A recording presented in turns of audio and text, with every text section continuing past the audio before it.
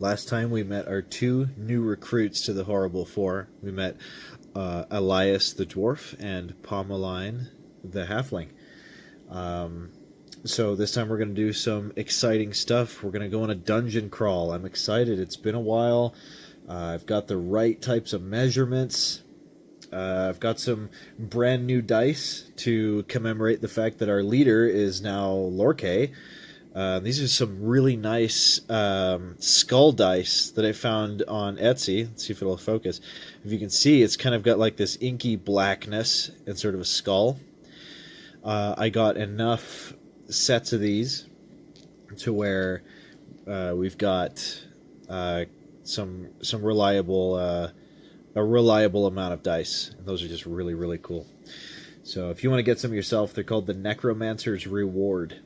And they are really, really sweet. I'm excited to use them.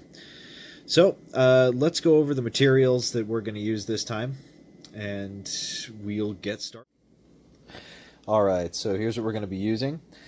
For generating scenes and randomizing our experience, we're going to be using the Oracle card, as always. We're going to be using both Table Fables books, because they've got a keen amount of tables in there and some sweet stuff. Table Fables 2 is going to generate our environment, so like passageways, stuff like that. We're going back to the first edition Advanced Dungeons & Dragons Dungeon Master's Guide for the city encounters. I found that the variety is such that it beats out what we have in here quite a bit. So that's what we're going to be using there. And then, as always, we're going to be using our rubric, Labyrinth Lord and the Advanced Edition Companion. For a couple of our classes, Lorke is using the Necromancer class, Masters of Death and Undeath, by James and Moran Mishler. And then we're also going to be using the class compendium for, I think Pomeline has a class in here. I haven't taken a look at it since last week, but I do remember that it's called the Lucky Fool, so that's fantastic. So let's go ahead and set everything up, and we'll get started on this dungeon crawl. All right, here we are. We're all set up in our big kind of storeroom that we found last time that we've decided is going to be our base of operations. I've counted it. This is a 45 by 30. Yes. 45 by 30. I can do math. So we are going to start exploring around. And we have our generator here on page 61 of Table Fables 2. And our buddy Elias, our new dwarf, is going to be the first one to continue out into the hallway. We're going to do this just like before, so everybody's going to have a turn to do something. So let's see what happens. So he steps out into the hallway, and the first thing we run into... Okay, Necromancer's Reward dice. First time using you. Don't let me down. We run into a room. So this is like a room outside the room. So how big is this room? Let's see. How do you see these numbers on here? Is that visible? Yeah, that looks all right. So let's use a D12. So this is the room width. That's a 4. That's 30 feet by 30 feet by 20 feet. Okay, so that's about... Interesting. Okay. So counting by 5s. Yeah, this place suddenly just got a lot bigger now that we're using a better mode of measurement. So that's going to be 5, 10, 15, 20, 25, 30. So we're going to end up like right in the middle of that. So it's not going to be even either way.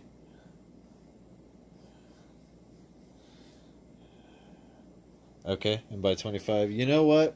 I'm starting to make a mistake list just like I did before. I didn't check to see how many doors were in this room, so we're going to do that really quick. I'm going to roll a d10 for doors. 2. None unless a dead end. It is a dead end, so we're going to roll again. Just roll a 2 again. You know what? I told you not to fail me, dice. A 3. That's still... Come on. We're just not going to get there, are we? We're just going to keep rolling and keep rolling low until I just give up. 5 to 7. Okay, there's one door. That's fine. Probably one door besides ours. And it's probably just on this other side here. So, let's see, 20 feet. 5, 10, 15, 20. Yeah, it's 4. Wonder what kind of room this is. That it just kind of leads into a storeroom. So these guys were hiding like a couple layers back from like a main thoroughfare or something. Yeah, we could roll uses. And we're also going to be using the Labyrinth Lord rules to check for random encounters every now and again. So that'd be pretty cool. So we can probably check for like the general purpose of this place. So we'll use a D12 instead of a D20. This is just a general purpose. Rolled a 10. This is just a common room. It's just probably abandoned if there's this old storeroom back here. So this was a place where people would sit and talk. This whole area might have actually been some kind of suite that someone stayed in. So he moves into the room, and he's going to inspect to see if there's anything left over in here. So is there anything in here that might interest us? That's a 6. That's a yes and. What could it be? There's these notable peculiarities on page 59. So we should roll D100s to see what's on there. This might be dangerous. I don't exactly know what's on this list. So let's give it a shot, though. That's a 63. What do we got on a 63? Steam. A boiling underground spring sends scalding steam up through the cracks of the floor. So what's in here, I assume, part of the waterworks of the fortress city runs through here, possibly just over his head. So we're getting kind of like droplets and puddles of hot water on the floor. So it says yes and, so that means this could possibly be important for later. Interestingly enough, it does seem to mean we have a relatively free water source for our hideout back here. That's pretty cool.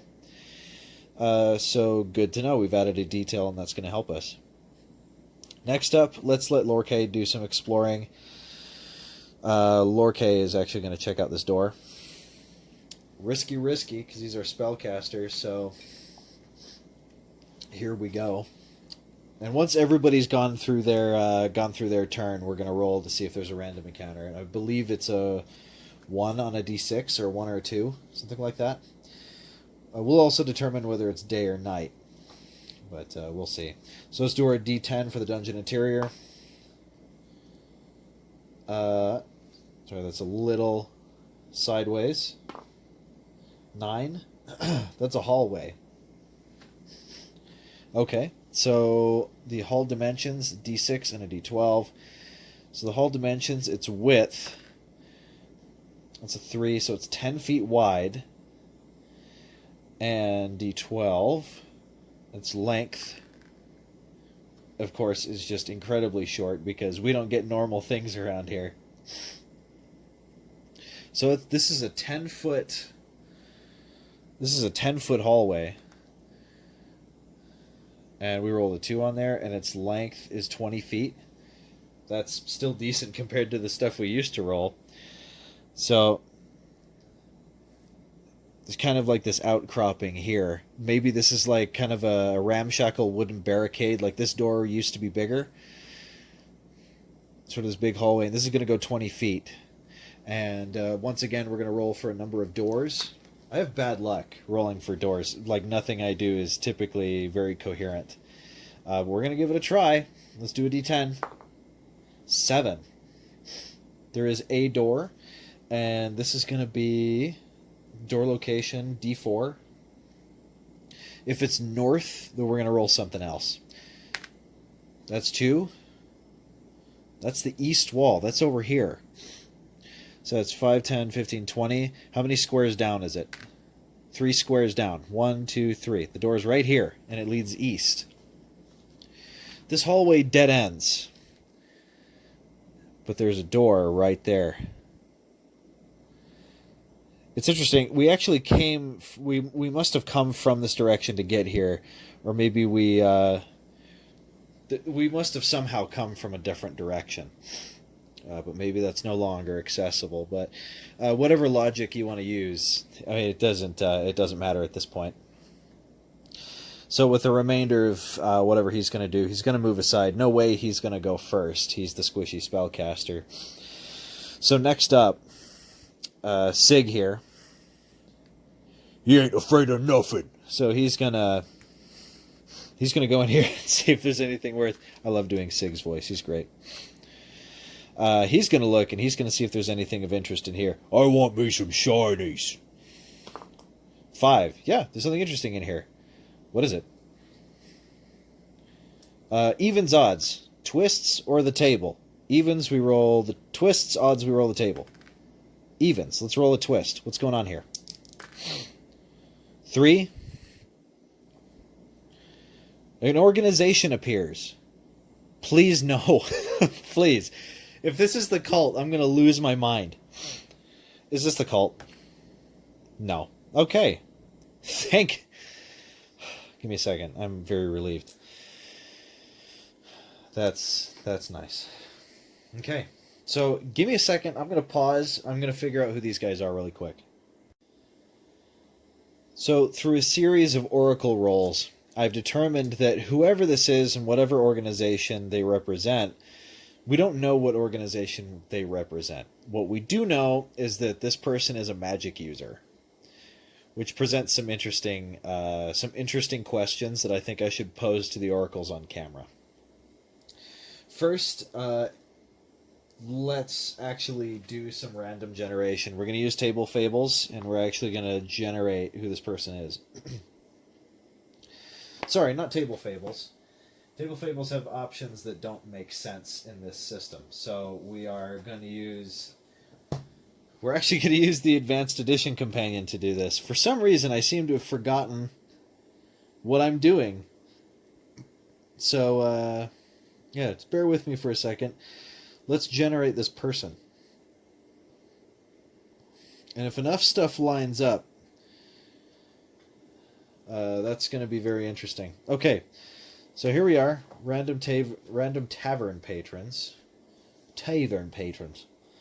Let's roll the race. 15. That's a human. Let's roll the sex. That's 1. That's male. Okay. Oracles. Do they have a class? 6. Yes. And. The and doesn't mean anything. Because we know it's a magic user. Okay, so this is a male human magic user. That's interesting. Let's roll some traits and see what we can discern from this. 3. They're angry. Are they hostile? No, they're just angry. Interesting. So, a male human magic user that's angry. Well, we have this wizard dude. So let's do that. Let's say he's sitting like right there, and Sig comes squeezing through this passageway, and this magic user is angry. So I'm guessing Sig isn't really very good at diplomacy at all. He has a whopping charisma of 6. So I suppose he'd say something like, man, he's not terribly tactful either. So the angry wizard's standing there, and Sig goes, "What are you looking at?" And I I feel like we should roll to see what this guy's angry about. Give me a second. You know, I would start these videos going like, I'm only going to use the oracles. That's mostly what I'm going to use. And then, bam, here's the mythic system with its word salad to save the day when I need to know something random. Maybe I should just keep this around instead of putting it away every single time. So we're going to roll a meaning or an action and a subject and just see what's going on. So our first roll, we get an 11. Persecute, 20. Persecute joy. Somebody's making him very unhappy. You know, last time we learned that Pamela... What's your name? Pomeline. Last time we learned that Pomeline and Elias were suspicious that some wizard or something had stolen the identity of sort of the leader of this area that we're in. It's possible that whatever rules they're setting down is really making this guy not have a very good day. And I've got an idea as to what it is. Is it that this magic user is sort of outlawing certain types of magic to the point where he's really the only one that wields any kind of power? And if so, has this guy faced any kind of like persecution lately? Is this something that's affecting his ability to be a magic user? 6, yes, and absolutely. So that plays directly into our story here, where this other magic user, it seems like he's trying to drive out other magic users. I mean, that would make things easier on him, wouldn't it? If he's the only one that has any magic, what's everybody else going to do to oppose him? Because magic's a powerful, powerful thing, especially if you know how to use it. So he's back here just kind of sulking.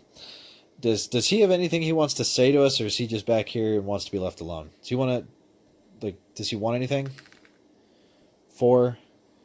Yeah, but I mean, he doesn't really know what to do about it. I'm sure what he wants is for these ridiculous restrictions to be lifted. So he's probably going to be going to another part of the Fortress City. He's probably saying, like, man, I came to this place looking for freedom to practice my craft. And Lorca's like, boy, don't I understand that. But it doesn't look like there's anything we can do for him at the moment. So he's just kind of sulking. I'm sure he'll move on his own. So that being said, we're going to leave him be. And we're going to keep exploring. So with that, Pomeline is going to peek on through this door and see what's going on back here. So let's grab our table fables again. And let's roll our d10 up here. And let's see what's beyond this door. A 2. It's another room. So there's a room in here. D12 and a D12 for width and length. I've got one D12 here, second D12 here. So first D12 for 11. That's our width. And 11, that's 60 feet. I really don't think it's that wide. And I'm going to switch it. It's going to be 60 feet long. So that's going to be for the length. And the width is 3. That's a bit better right now. So our width is 20. Okay. So let's see how to draw this. 60, 20. Okay.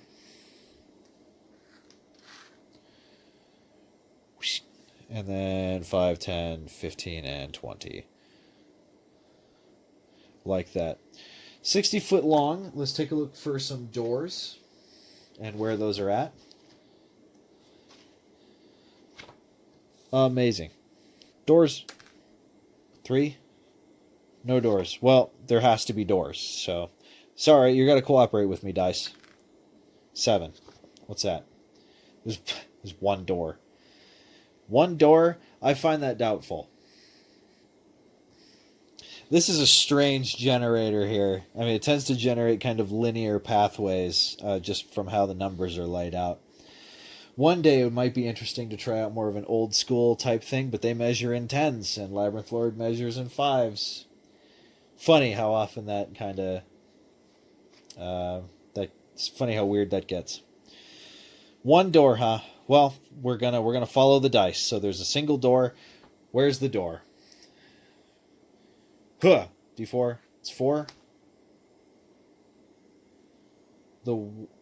That's where we come from. That's the west wall. So we're gonna have to roll again. 2. The east wall. So that's over here at the end of this 60-foot room, which we're going to roll for its purpose as well. So the general purpose of this room is... That's a 10.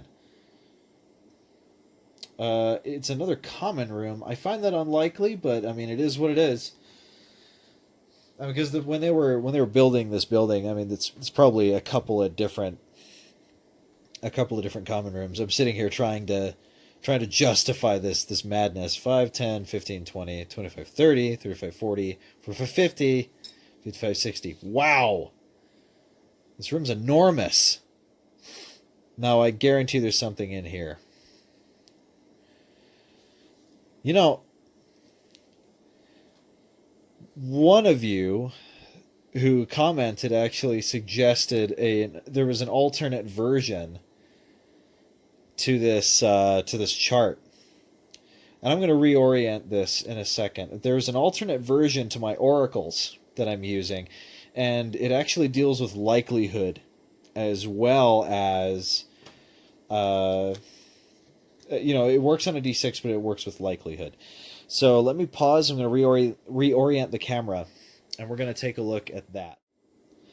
A suggestion left in the comments section of one of my previous Labyrinth Lord videos took me to a site where a very similar oracles table was presented, but it presented likelihood. So very unlikely means a positive or an affirmative is only rolled on a 6, and that's in descending order. So it's more and more likely for the answer to a question to be a yes. It's the number for a yes to happen is a lot lower, the more the likelihood goes up. So a 6 is always exceptional, and a 1 is always a random event, and I would assume that means like a twist will happen. So eventually I plan on I want to put this all on a sheet of paper on kind of one thing and keep it on the table like this. So that being the case, what we're going to do is we're actually going to use this to determine what's in this room. So our likelihood, I'm going to say, is likely that something of note is in here.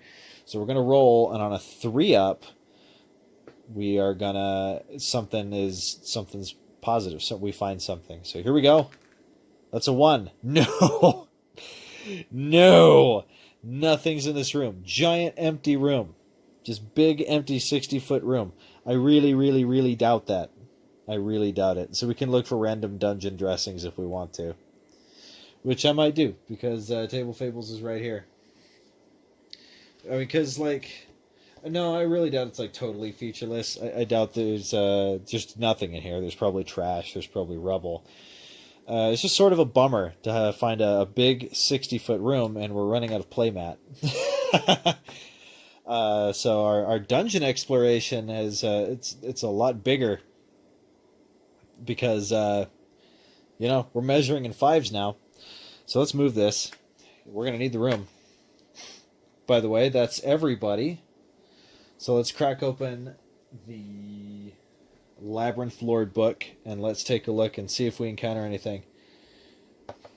I wouldn't be surprised if we just get a bunch of no's, because I was really excited to do a dungeon crawl, and when I get excited, just nothing happens in the game. Nothing happens. So random encounters.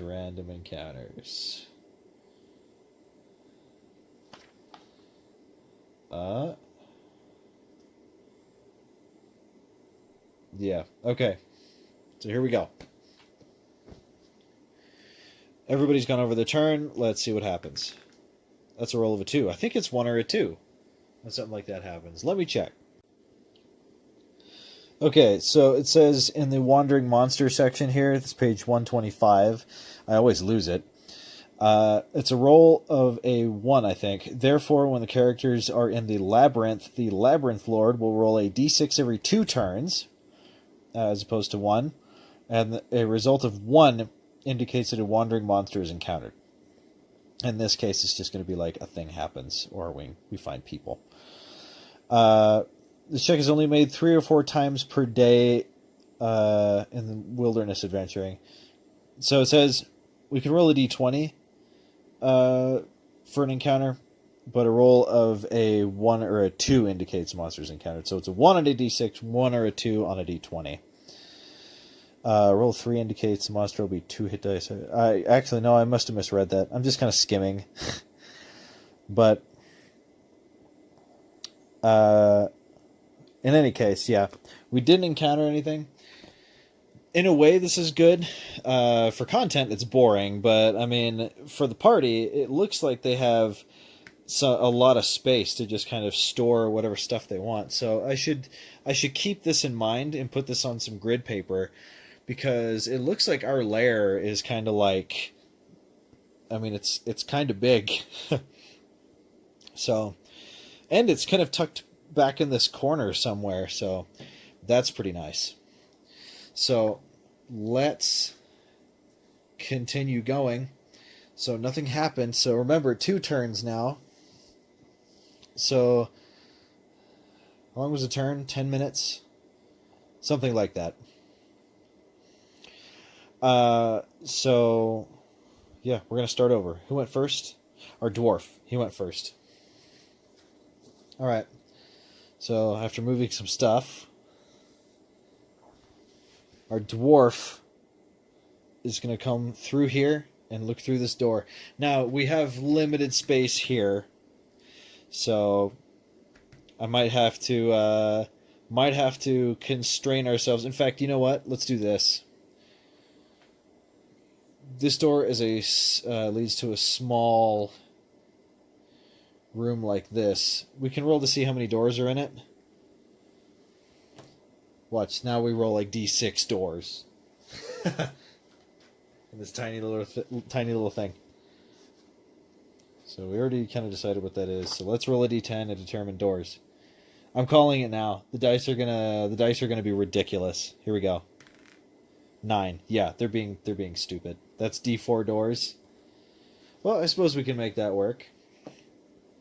Because there's 1, 2, 3. There's only 3 sides, so we're gonna make it d3 doors, because we are occupying the 4th door, as it were. So here we go, d3. So that's 3, I think. No, that's 2, because on a d3, a roll of 1 or a 2 is a 1. 3 and 4 are 2, and 5 and 6 are 3. So there are 2 other doors. So let's say one of which goes this way. There's not a lot I can do here. All right. So one goes this way, and one goes this way. Or it's right here, actually. There we go. Okay, so he's discovered a room with a branching path. I'm still out of room here. So let's reorient this stuff and come back, because I'm actually having a lot of fun doing dungeon crawl, and I want something cool to happen before the episode is over. We did find this wizard guy who just wants to be left alone, of course. So I'll be back in a second.